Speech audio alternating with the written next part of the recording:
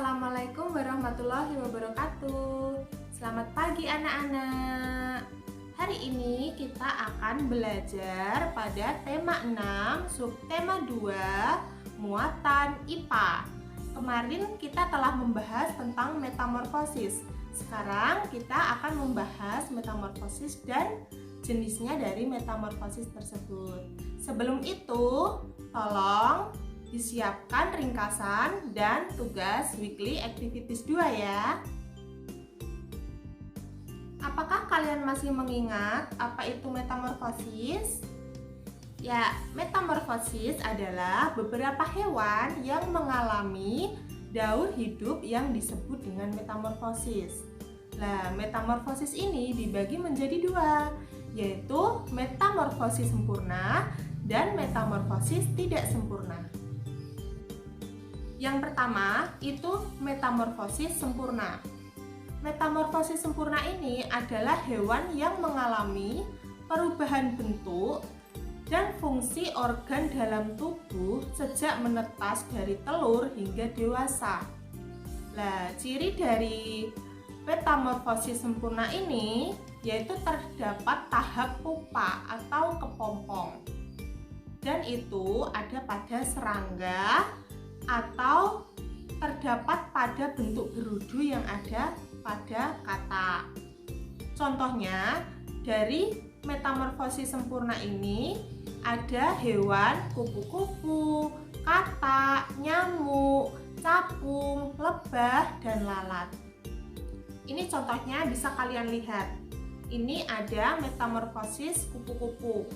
Metamorfosis kupu-kupu ini pertama kali ia menaruh telurnya di dalam dedaunan agar tidak terkena atau terambil dan termakan oleh mangsa. Jadi dia menaruhnya di dalam daun.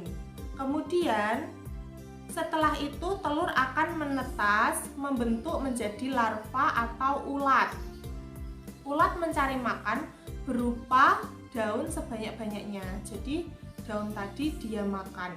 Kemudian setelah itu ia akan berubah menjadi kepompong atau pupa.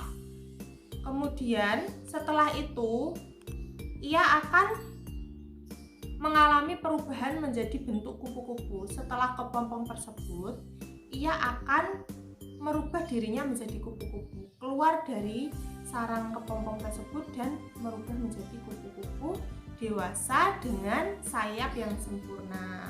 Dan dia makan berasal dari nektar atau yang ada di dalam bunga. Itu adalah daur dari kupu-kupu. Kemudian ada lagi dari nyamuk. Daur hidup dari nyamuk ini yaitu yang pertama juga sama, berasal dari telur.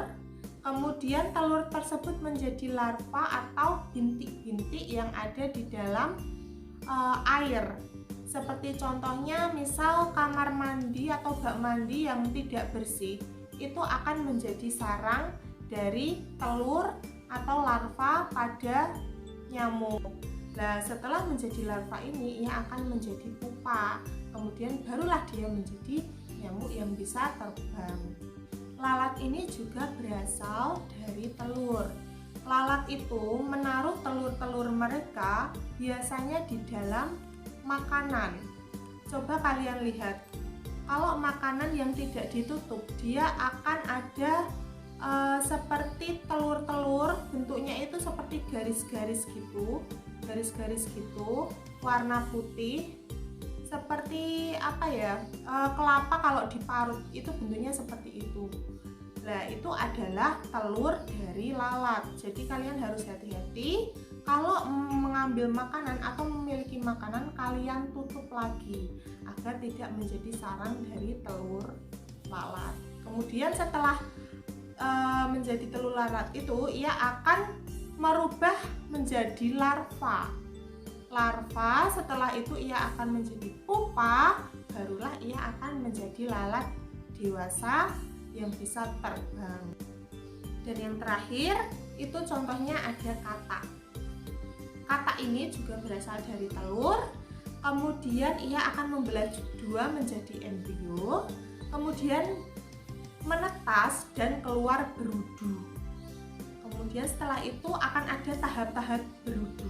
Tahap berudu 1, tahap berudu 2, tahap berudu 3, dan barulah menjadi berudu yang berkaki.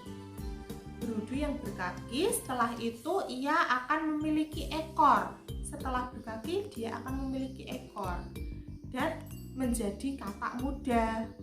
Setelah menjadi katak muda, ia akan menjadi katak dewasa, atau yang katak yang besar itu sudah menjadi katak dewasa. Itu adalah contoh-contoh daur hidup metamorfosis sempurna. Kemudian setelahnya kita akan membahas metamorfosis tidak sempurna. Apakah kalian masih ingat apa itu metamorfosis tidak sempurna? Ya, betul sekali. Metamorfosis tidak sempurna itu kebalikannya dari metamorfosis sempurna, yaitu hewan tidak mengalami perubahan bentuk dan fungsi organ yang sangat besar, tidak terlalu mencolok, dan pada saat masih muda maupun dewasa ia akan memiliki bentuk tubuh yang sama. Ciri khasnya yaitu hanya penambahan struktur tubuh atau penambahan ukuran tubuh seperti sayap muncul pada hewan. Yang pertama pada kecoa. Kecoa ini pertama kalinya yaitu berasal dari telur. Apakah kalian pernah melihat telur kecoa? Ya, biasanya telur kecoa itu hingga pada kayu-kayu yang telah rapuh, pada tempat-tempat yang kotor itu sering digunakan kecoa untuk menaruh telur-telurnya. Kemudian setelah itu telur akan berubah menjadi nimfa tanpa sayap 1. Kemudian menjadi nimfa tanpa sayap 2. Dan setelah itu ia akan menjadi nimfa tumbuh sayap. Dia sudah bisa terbang. Kemudian setelah itu barulah menjadi kecoa dewasa yang sudah memiliki sayap yang sempurna. Seperti itu. Kemudian ada lagi contohnya. Nih. Contohnya belalang.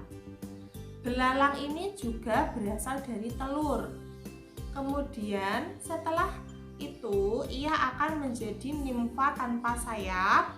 Setelah itu menjadi nimfa tanpa sayap 2, dan yang terakhir ia akan menjadi belalang sempurna dengan sayap yang sudah sempurna juga. Jadi itu adalah beberapa contoh dari metamorfosis tidak sempurna. Sekarang, apakah kalian sudah mengetahui perbedaan dari keduanya? Jadi perbedaannya itu sangat besar.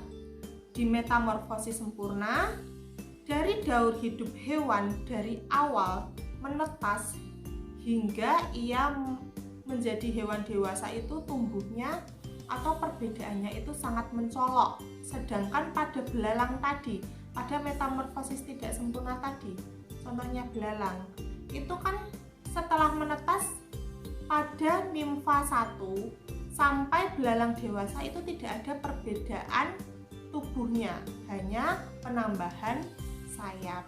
Seperti itu ya perbedaannya. Kemudian ada lagi hewan tanpa metamorfosis. Coba, apakah kalian masih mengingat apakah contoh dari hewan tanpa metamorfosis? Ya, betul. Hewan tanpa metamorfosis itu adalah bentuk dan fungsi tubuhnya itu tidak mengalami perubahan sama sekali hingga dewasa, tetap sama.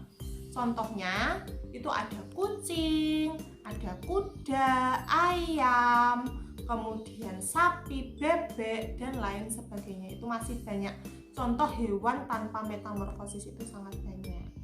Ya, mungkin itu saja pembelajaran yang Ustazah berikan pada hari ini. Sekarang kalian buka buku Weekly Activities 2, kemudian kalian kerjakan. Terima kasih. Jangan lupa klik like, subscribe, dan komen ya. Dadah. Assalamualaikum warahmatullahi wabarakatuh.